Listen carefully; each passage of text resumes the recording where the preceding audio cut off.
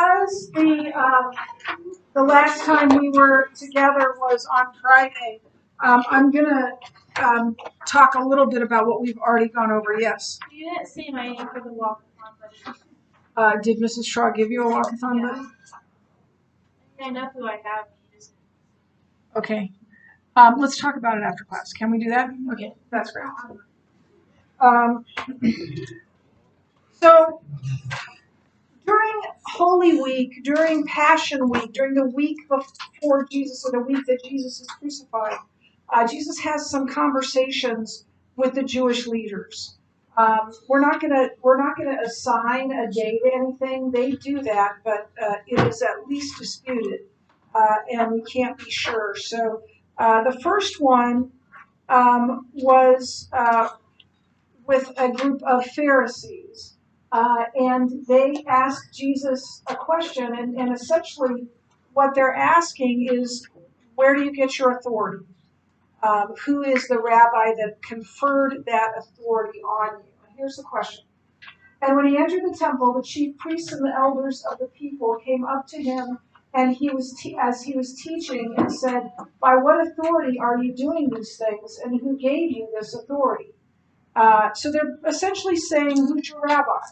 Because every teacher had to have a rabbi that had conferred that authority on him. And of course, Jesus' rabbi was God. It reminds me, I didn't tell the other class this, reminds me of a story when my next youngest sister was in high school. And the leadership board for our church was a little bit, some of them were, a little bit out of joint because the high school Sunday school teacher wasn't using the Presbyterian curriculum, and they thought that was wrong, that he should be using the Presbyterian curriculum. So my dad comes home and says to my sister, hey, does your Sunday school teacher use the Presbyterian curriculum? And she said, he uses the Bible. Is that Presbyterian? Yeah, the Bible is even better, right? And so they're saying, where do you get your authority to say what you say? And he doesn't really answer the question. He says, I also will ask you one question, and if you tell me the answer, then I will also tell you by what authority I do these things. The baptism of John, from where did it come? From heaven or from man? And he knew that was going to be a problem, because the people loved John and held him as a prophet, as the scripture's about to say. If they say no, then they'll be upset. If they say yes, then Jesus can just say, well, why didn't you believe in it? So this is what they discussed it among themselves, and they said exactly what I just said. So they answered Jesus, we do not know. And he said to them, neither will I tell you by what authority I do these things. And I think they walked away going, okay, great. And this is kind of where we left off. They didn't realize that they were arguing with God. And that is never a good thing to do. So the next question was on taxes. So the scribes and the chief priests sought to lay hands on him at that very hour, for they perceived that he had told this parable against them. But they feared the people. So they watched him and sent spies who pretended to be sincere. They're going to a lot of trouble to trip up Jesus, aren't they? That they might catch him in something he said, so as to deliver him up to the authority and jurisdiction of the governor. So they asked him, Teacher, we know that you speak and teach rightly, and you show no partiality, but teach the way of God. Is it lawful for us to give tribute to Caesar or not? He's talking about taxes. He's talking about, is it lawful, is it okay to pay taxes to Caesar? Now, this group of people was kind of a split group. Some were Pharisees and some were Herodians. Pharisees, you know. Herodians were people who came from Herod. Herod was born a Jew, but once he came to power, he became much more Roman than he was Jewish. And the people that he had around them were also more Roman than Jewish. And the Pharisees, the Sanhedrin, and the Herodians hated each other. But they have a common enemy. There's this old saying that says, politics makes for strange bedfellows. Meaning that in politics sometimes two people that are opposed to one another come together to defeat someone else, even though they hate each other. And then the other saying is, I didn't tell the other class this, the enemy of my enemy is my friend. Get that? The enemy of my enemy is my friend. So if the enemy of my enemy is the Herodians, then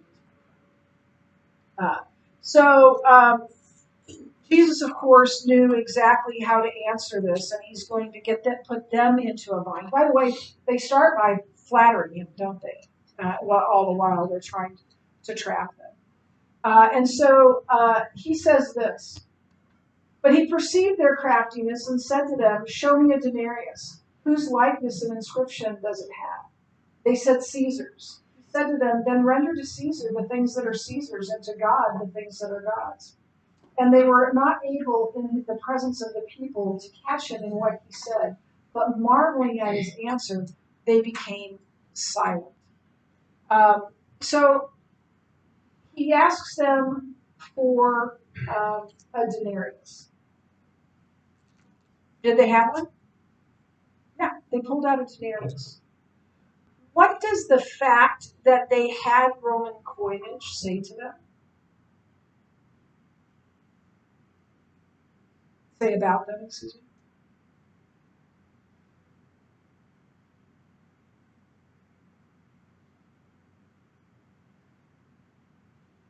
If they're using Roman money, they're beholden to Rome already. What does it matter if they pay taxes or not? They already are paying, right? They're already. In fact, the rabbis had already settled this question and said, yeah, you have to pay the poll tax. But their writings also said that if you use the money of any nation, you are part of that nation. And so they themselves are answering this question. And Jesus answers it this way. Look, whatever is your responsibility to Caesar, do it. Whatever is your responsibility to God, do that. Give to God what belongs to God. Give to Caesar what belongs to Caesar. And they understood this. Here's what the rabbi said, that to accept the coinage of any king was to accept his supremacy. So they'd already accepted the supremacy of Rome. And Jesus was able to, once again, thwart what they wanted to do. So the next to try and trip Jesus up was the Sadducees. What do you know about the Sadducees? Yes. They didn't believe in the resurrection. So they are going to give him a question, a very convoluted, long question that doesn't seem to make sense and seems kind of icky. I'll explain all of it. But the funny thing is that they're talking about the resurrection, that they don't even believe it. So before we even get to that, then, I need to talk to you about what is this doctrine. It is a doctrine shared by Jews and Christians, that at the end of time, everyone who has ever lived will bodily rise and will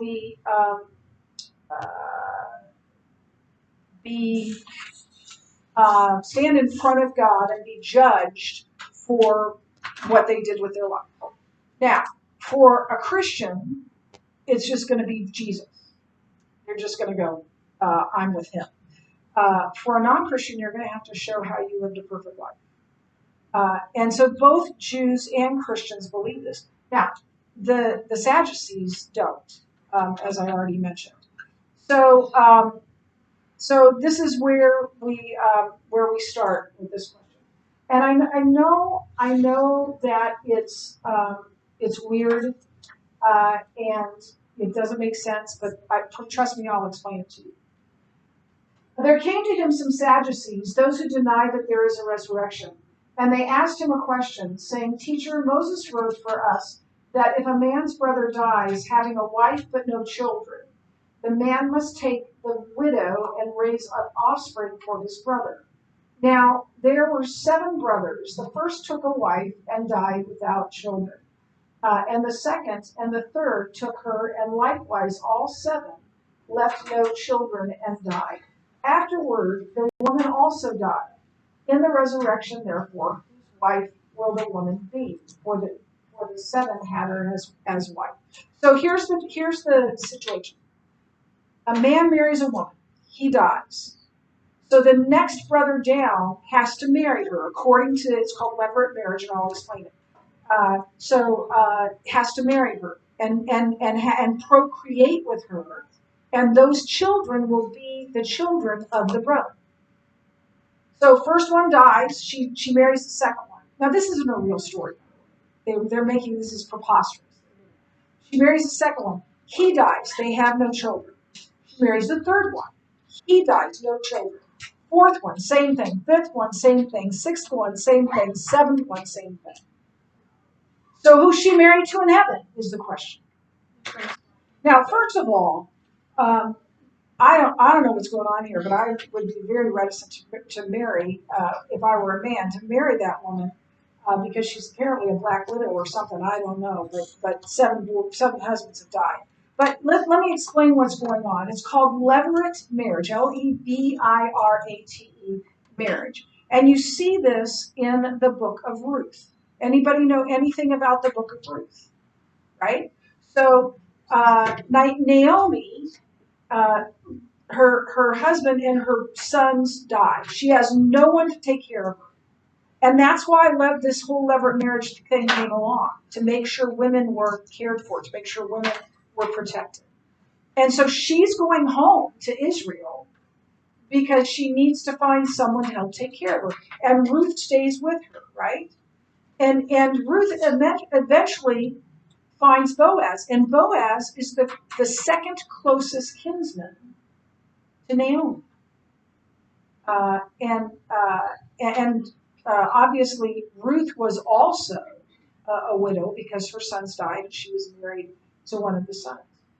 And so he was Ruth's first closest kinsman, second closest. So Boaz likes her, and so he goes to the one that's the closest kinsman and says, "Hey, do you want to marry Ruth?" And he's like, "Sure." And he says, "Okay, but everything that is yours becomes hers." And he's like, "No, I'm out." And so then Boaz and Ruth marry. That's the idea. And it was God codified that so that women would be protected, so that widows specifically would be protected. Now, if they had children, then their children were supposed to take care of them. This was only in the case of if the husband died and there were no children to take care of them. So we have this question about this woman who goes through a successive family of boys, of men, 7 times, and then they ask, so who's he married to? And it's all for naught, because Jesus says there is no marriage in heaven. And Jesus said to them, the sons of this age marry and are given in marriage. On earth we marry and we give in marriage. But those who are considered worthy to attain to that age, to heaven, and to the resurrection from the dead, neither marry nor are given in marriage, for they cannot die any more, because they are equal to angels and are sons of God, being sons of the resurrection. So he says we're not married in heaven. Now, I know most married people, myself included, are a little taken aback by that. I would love to be married to Jeff. I think we'll have a relationship in heaven. I think we'll all have relationships in heaven. But what I mostly believe is that we will be so enthralled with Jesus, with God, that our relationships with everyone will be perfect, that we'll have that kind of love relationship, not only with God and with Christ, but with each other as well. So that it doesn't bother me that much because of that. So there is no marriage in the resurrection. So Jesus confirms the resurrection. He just bats down the marriage thing. And then Christ and the commandments. I forgot the rest of it. But that the dead are raised, even Moses showed in the passage about the bush, where he calls the Lord, the Lord, the God of Abraham, and the God of Isaac, and the God of Jacob. Now he is not the God of the dead, but for the living, for we all live in him. Then some of the scribes answered, Teacher, you have spoken well, for they no longer dared to ask him any questions. So now he's saying, hey, you're wrong about the resurrection, to the Sadducees. What he's saying is when God comes to Moses, he says he is the God of Abraham and Isaac and Jacob. He doesn't say he was. They were all long dead, right? So what is God saying when he says that? They're still alive. And they will be resurrected. So Jesus used that as proof of the resurrection in front of these Sadducees. Okay, Christ and the commandments. So now we have some scribes. They are teachers of the law. The scribes are teachers of the law. And one of the scribes came up to him and heard him disputing with one another, and seeing that he answered them well, asked him which commandment is the most important of all.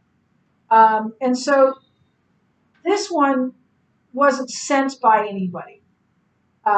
He wanted to just get the answer. He wanted to hear what Jesus had to say. I think he was more sincere. And Jesus answered, the most important is, Hear, O Israel, the Lord your God, the Lord is one, and you shall love the Lord your God with all your heart, with all your soul, with all your mind, and with all your strength. The second is this, you shall love your neighbor as yourself. There is no other commandment greater than these. In Judaism, this is called the Shema, which means, oh, hear. And that is what it starts with, Hear, O Israel. And it says that we are to love God with everything we are and everything we have. And so the scribe said to him, You are right, teacher. You have truly said that he is one, and there is no other besides him. And to love him with all the heart and with all the understanding, with all the strength, and love one's neighbor as oneself is much more than all whole burnt offerings and sacrifices. And when Jesus saw that he answered wisely, he said to him, You are not far from the kingdom of God. And after that, no one dared ask him any more questions. So he is agreeing with Jesus about this, and that to love God with everything that we have is the most important thing. And then to love our neighbors as ourselves. It reminds me of something, I think it was Augustine said, St. Augustine. He said this, love God, and then do as you please. What do you think that means?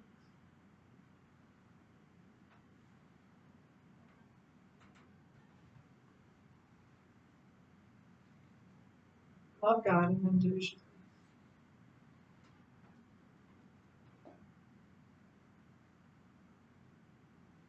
It doesn't mean do whatever you want, no matter what it is.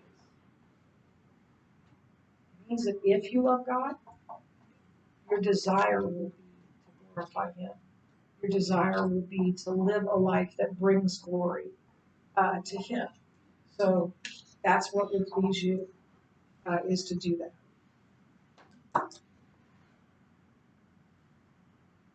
Okay, we're going to stop here. I'm pretty sure, yeah, this is where I stopped the other class. So we'll pick up here tomorrow. We should be able to finish it up tomorrow. That's it for today.